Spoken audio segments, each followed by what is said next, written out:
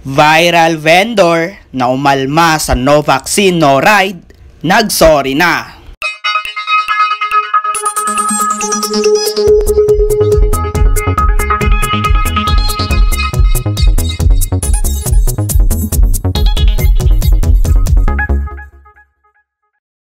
Nagsorry na ang vendor na hindi napigilang maglabas ng saloobin niya. Sana italagang no vaccine no ride kamakailan. Aminado naman siyang bugsol lamang umano ng kanyang damdamin ang mga nasabi niya.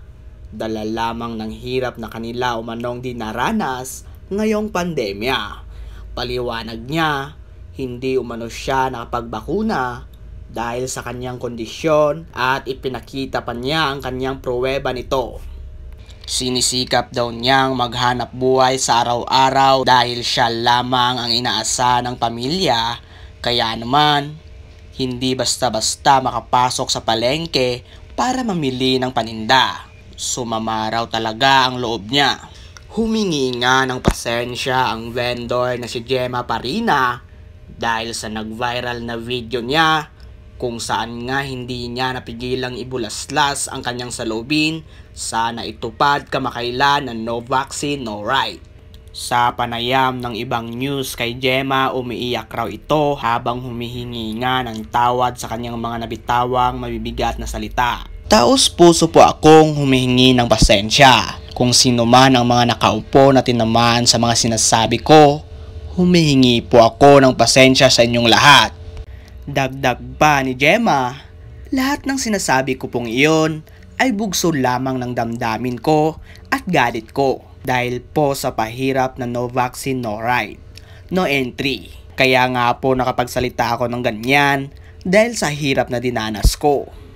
Nasabi niyang silang mahirap ay lalo umanong nahirapan ngayong pandemic. Isa rin umano siya sa mga hindi nakatanggap ng ayuda mula sa Social Amelioration Program. Dagdag pa nga ni Gemma, masama ang kalooban ko kasi ako nagpakahirap magtinda, hindi ako umaasa sa SAP na iyan.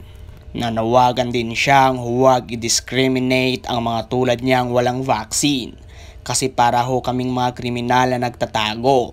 Nakiusap din siyang huwag na sanang pilitin umano ang mga ayaw magpa-vaccine at bigyang respeto umano ang kanilang desisyon. Ipinaliwanag din niya kung bakit hindi siya nakapagbakuna at ito ay dahil sa kanyang kondisyon. May sakit po ako. Hindi po ako pwedeng magpa-vaccine. Totoo po yung sinasabi ko. Hindi lang po ako nag-iimbento. Ito po yung katunayan na may sakit po ako.